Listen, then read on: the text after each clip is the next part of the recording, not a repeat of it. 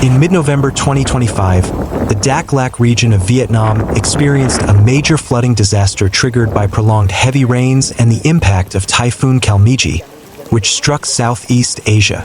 This flooding was one of the most severe in recent years in Vietnam's central Highlands region, causing widespread damage, mass displacement, and fears of potential landslides. Heavy rains began in Dak Lak on the evening of November 17th and continued into the morning of November 19th. The extreme rainfall caused rivers and streams to overflow, inundating villages and major roads. In Yang Mao Subdistrict, Krong Bong District, 320 residents of Ea Han village were forced to evacuate by local authorities because their area was isolated by flooding and at high risk of landslides. The evacuation was carried out throughout the night by a joint team of local government, military, and local volunteers. Tan Truc, chairman of the Yang Mao People's Committee, stated that the flooding had damaged two main pedestrian bridges connecting the village to the subdistrict center. As a result, land access was completely cut off, and residents had to be evacuated using rubber boats and military vehicles. The local government established emergency posts and ensured the evacuees had access to food, clean water, and other essential supplies.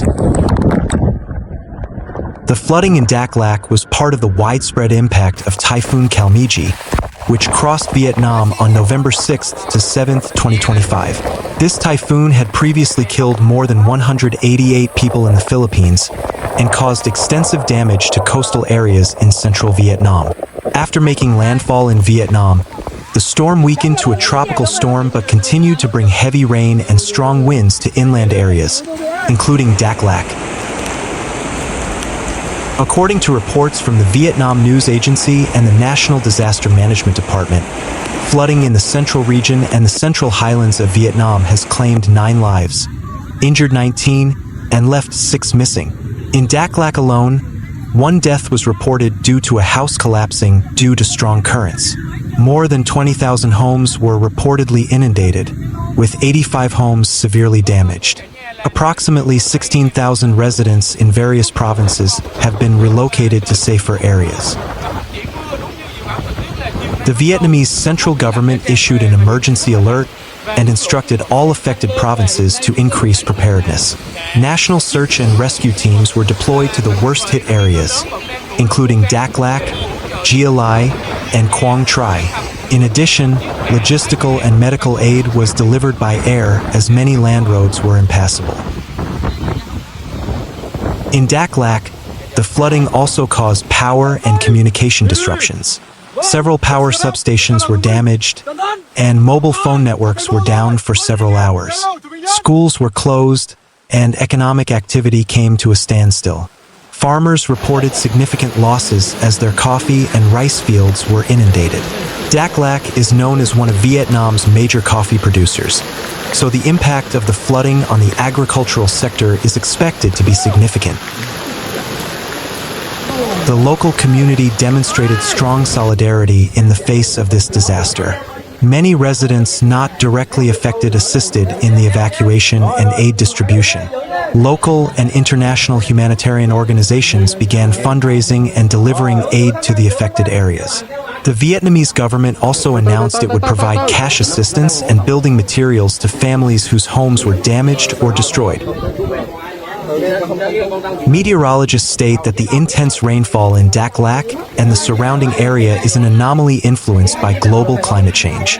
Such extreme weather patterns are expected to become more frequent in the future, necessitating improved early warning systems and disaster-resilient infrastructure.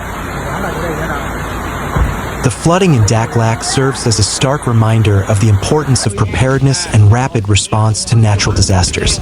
Although the loss of life was relatively small compared to the impact of Typhoon Kalmaegi in the Philippines, the damage to infrastructure and the socioeconomic impacts in the region are significant. Local and national governments are currently developing long-term recovery plans, including rebuilding bridges, repairing homes, and rehabilitating agricultural land. With the end of the rains, water levels have begun to recede in some areas, but the recovery process is expected to take weeks. Displaced residents are still living in emergency shelters, awaiting confirmation of when they can return to their homes. The government promises that the rehabilitation process will be carried out as quickly as possible, with priority given to the most severely affected areas. The massive floods that struck the Dak Lak region in mid-November 2025 not only caused short-term physical damage and loss of life, but also had complex long-term impacts on various aspects of people's lives and regional development. One of the most obvious impacts was the significant losses in the agricultural sector, given that Dak Lak is one of the largest coffee production centers in Vietnam. Thousands of hectares of agricultural land, including coffee, rice, and horticultural crops, were inundated for several days, causing damage to unharvested crops and threatening the livelihoods of thousands of farmers. In the long term, this damage is expected to significantly reduce crop yields, disrupt local and national supply chains, and reduce the incomes of farming households who rely heavily on seasonal agricultural produce. In addition to the direct economic losses, the floods also caused significant disruption to basic infrastructure in the region. Two main bridges in Yang Mao District connecting villages to the district center were severely damaged by the strong currents, cutting off land transportation and slowing aid distribution and evacuation processes. Village roads, previously the main transportation routes for agricultural products, are now covered in mud and debris, requiring significant time and expense to repair. Disruptions to electricity and communications networks are also a serious problem, as several power substations were damaged and mobile phone networks were down for several hours, severely limiting aid coordination and communication between residents.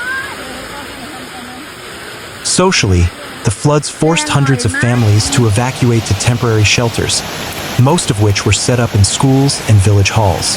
The crowded conditions and lack of facilities in these shelters pose health risks, particularly for children, the elderly, and pregnant women. In the long term, prolonged displacement can lead to psychological disorders such as stress, anxiety, and trauma, particularly for children who experience sudden evacuation and loss of shelter. Furthermore, the educational process has been disrupted because many schools have been used as shelters or have been damaged by the floods, forcing classes to be temporarily suspended or relocated to other, less suitable locations.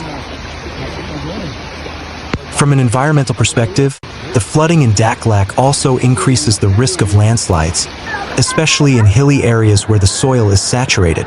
Several areas previously considered safe are now classified as landslide-prone zones, forcing local governments to review their spatial planning and settlement development plans.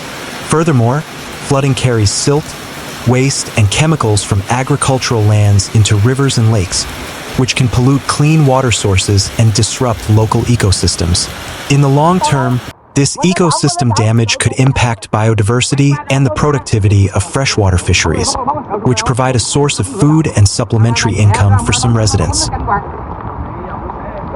From a policy and governance perspective, these floods serve as a stark reminder to local and national governments about the importance of improving disaster mitigation and adaptation systems to climate change. The Vietnamese government is expected to reevaluate its flood and landslide early warning systems, including the installation of rainfall sensors, community siren systems, and preparedness training for villagers. Furthermore, future infrastructure development plans are likely to incorporate climate resilience principles, such as the construction of higher bridges, larger drainage systems, and flood-resistant houses. The government will also be encouraged to increase its disaster mitigation budget and strengthen interagency coordination in emergency response. From a psychosocial perspective, the government and humanitarian organizations need to provide psychological support to affected residents, especially children and vulnerable groups. Trauma recovery programs, group counseling, and recreational activities in evacuation centers can help restore residents' morale and mental health. Furthermore, public education campaigns on disaster preparedness, evacuation simulations, and first aid training need to be intensified to better prepare communities for similar disasters in the future. Overall, The Dak Lak floods of November 2025 were a multidimensional disaster whose impacts went beyond physical damage and loss of life. They exposed structural vulnerabilities in the agricultural system, infrastructure, and disaster management in Vietnam's Central Highlands region.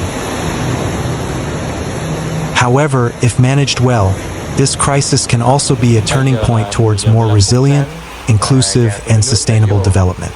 With strong government commitment, community support, and cross-sector collaboration, Dak Lak can recover and serve as a model for other regions in building disaster resilience in the era of climate change. Để chạy lũ. Mấy bạn có thấy ở đằng kia nó có một cái ngấn nước không? Đó. Đây nè. Đây là cái mực nước lũ vào năm 2017. Và bây giờ chắc tôi ước chừng